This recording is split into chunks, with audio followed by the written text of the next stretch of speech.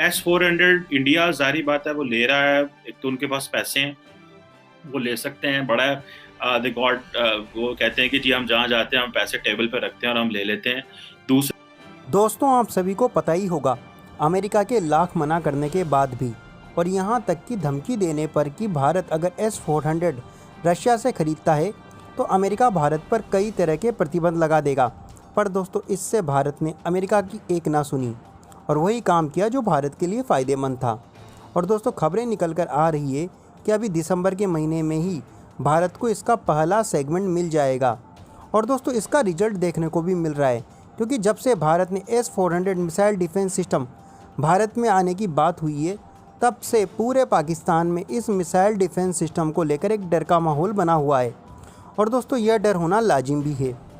दोस्तों, अगर इस डिफेंस सिस्टम को भारत पाकिस्तान से लगती हुई LOC के पास तैनात कर देगा तो भारत की सीमा पर ही नहीं बल्कि इस 400 किलोमीटर के दायरे में किसी भी प्रकार की हवाई एक्टिविटी को भारत कंट्रोल कर पाएगा। और यही बात पाकिस्तान को डरा रही है। दोस्तों, LOC के निकट होने के कारण भारत पाकिस्तान के एयर स्पेस को भी कंट्रोल कर पाएगा और पाकिस्तान के फाइटर प्लेन उड़ने लायक भी नहीं बचेंगे, क्योंकि वह जहां से भी उड़ेंगे भारत के S-400 डिफेंस सिस्टम उनको ट्रैक कर देंगे और ज़रूरत पड़ने पर तो उनको तबाह भी कर सकते हैं। और यही कारण है कि पूरे पाकिस्तान में इसको लेकर एक खौफ का माहौल बना हुआ है। चलिए ये वीडियो देखते हैं। इसके बावजूद 100 से ज़्यादा जो इंडियन एयरफोर्स के लोग हैं वो मौजूद हैं रशिया के अंदर, ताकि वो इसकी ट्रेनिंग और जो है वो उसको समझ सकें, ट्रेनिंग ले सकें। और अब ये इसके बहुत सारे सिनेरियो हैं।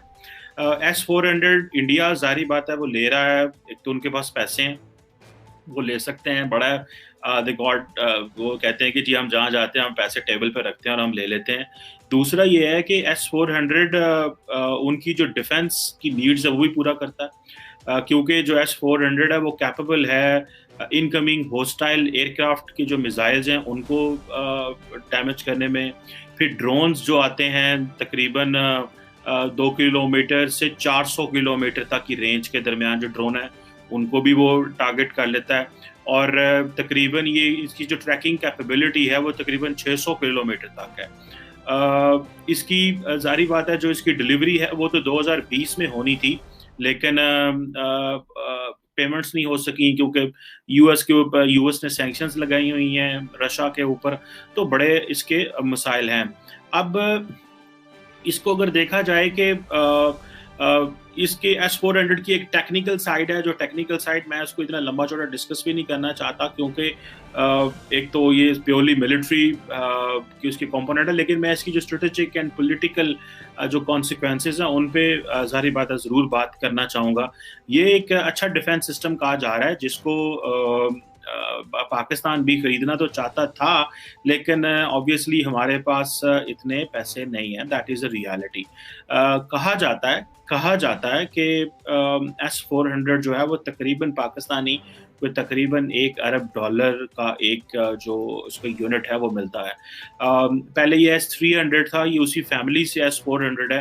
कहा तो ये जाता है कि जो रशिया है उसने खुद अपने लिए S-500 डेवलप कर लिया हुआ है, और जो कि S-400 से भी जो है कोई 2.5 टाइम्स ज़्यादा फास्टर है। अब ज़ाहिर बात है इसको इस मिसाइल कैपेबिलिटी को इस एयर डिफेंस सिस्टम को रखना आम बात नहीं है, क्योंकि इसके लिए आपके पास पॉलिटिकल मसल्स चाहिए, आपकी स्ट्रेटेजिक कैपेसिटी चाहिए और आपकी फाइनेंशियल जो कैपेसिटी वो चाहिए।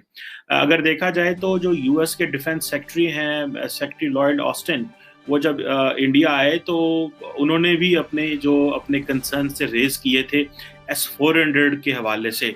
और क्योंकि इंडिया एक तरफ से तो अमेरिका का बड़ा करीब इत्तेहादी है, और इंडिया को इस चीज़ का पता है कि हमारे किस तरह के ताल्लुकात जो हैं वो अमेरिका के साथ हैं।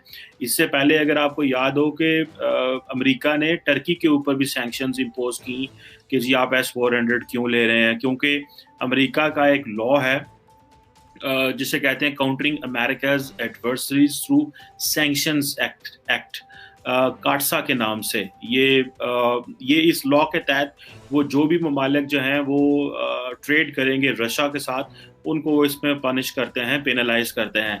लेकिन ये इंडिया के हवाले से बड़ा एक सीरियस इस पे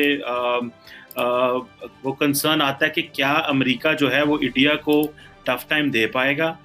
क्या अमेरिका जो है इंडिया को कह सकता है कि आप ये मिसाइल, ये जो एयर डिफेंस सिस्टम है, ये नहीं खरीद सकते, और किस हद तक इंडिया को प्रेशराइज कर सकता है। मुझे इस तरह लगता है कि एक तरफ तो अमेरिका को इंडिया की जरूरत है इंडो पैसिफिक में, क्योंकि अमेरिका अपना सारे का सारा जो स्ट्रेटेजिक पॉलिटिकल मिलिट्री कैपिटल है वो इंडो पैसिफिक में इन्वेस्ट करना चाह रहा है। और ये कहा जा रहा है कि इंडियन जो अमेरिकन आर्मी है वो ट्रिलियंस ऑफ डॉलर्स के जो पैकेज है वो ले रही है। अमेरिका कांग्रेस के सामने वो रख रही है कि हमें किस तरह जो है वो इंगेज करना है चाइना को।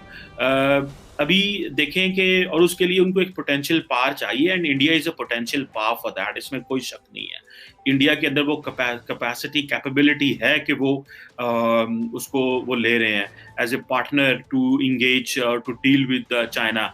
गो के इंडिया इस बात में स्मार्ट हैं, और ये यहाँ इंडिया के अंदर बहुत बड़ी डिबेट चल रही है कि हमें we should not be in America's, जो हमें कोई इस तरह इनसर्कल ना कर ले, या हमें इस तरह वो किसी जाल में ना फंसा ले कि हम चाइना के साथ लड़ते रहें, या हमें जिस तरह बहुत सारे ममालिक को कोल्ड वार के ज़माने में अमेरिका ने रशिया के अगेंस्ट खड़ा करने की कोशिश की और वहाँ पे एनवायरनमेंट ख़राब हो, जिस तरह के पाकिस्तान था।